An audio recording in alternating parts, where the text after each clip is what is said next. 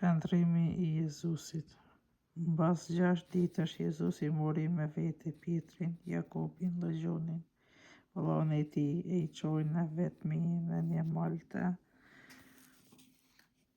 lartë. Atëherë u shndrua ndër sytë e tyre, fytyra I shkëlqeu por si dielli e petkat iu bën të bardha por si drita. Leja atyre u dukën Mojsiu dhe Elia e flisnin me të. Atëherë Pietri I tha Jezusit: Zotëri, është mirë për ne të rrim këtu. Nëse do ti, po I ngreh këtu 3 tenda, një për ty, një për Mojsiun e një për Eliin. E ende pa e kryer fjalën, ja I mbuloi një re e shëndritshme dhe u dëgjua një zë nga reja që tha: Ky është biri im I dashur, të cilin e kam për zemër. Atë dëgjoni. Nxënësit posa e dëgjuan këtë zë, ranë me fytyrë përle e u trembën për së tepërmi.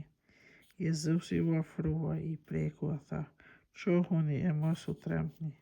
Ata kur I quan syt, s'pan tjetër kënd përveç Jezusin vetëm.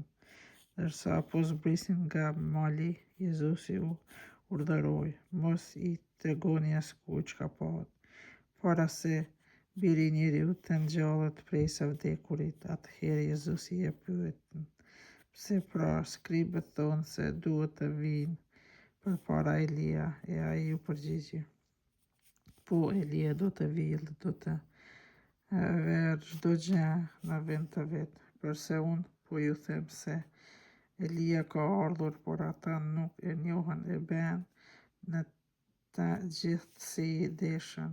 Kështu edhe biri I njeriut do të përsojë shumë prej tyre.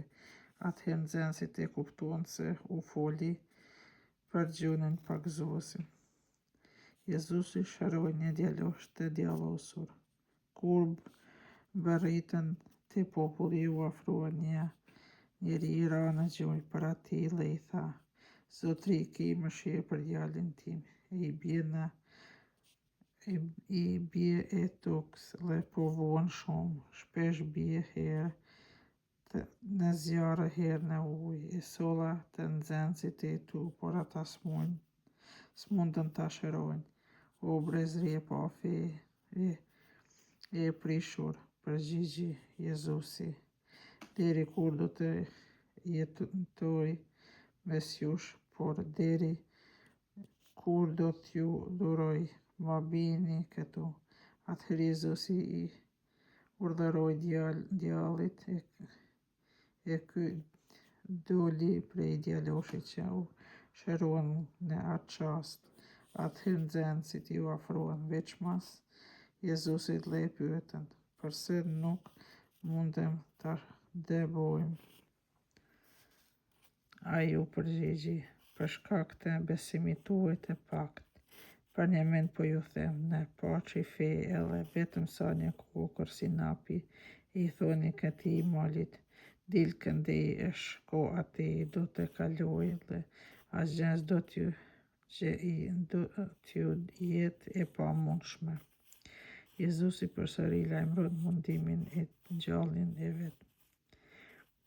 Kur u bashkuan në Galile, Jezusi u tha: S'do të vonoj, e biri I njeriut do të lëshohet në dorët e njerëzve dhe ata do ta vrasin e të tretën ditë do të ngjallet. Ata u pikëlluan përsëri të agri I tempullit.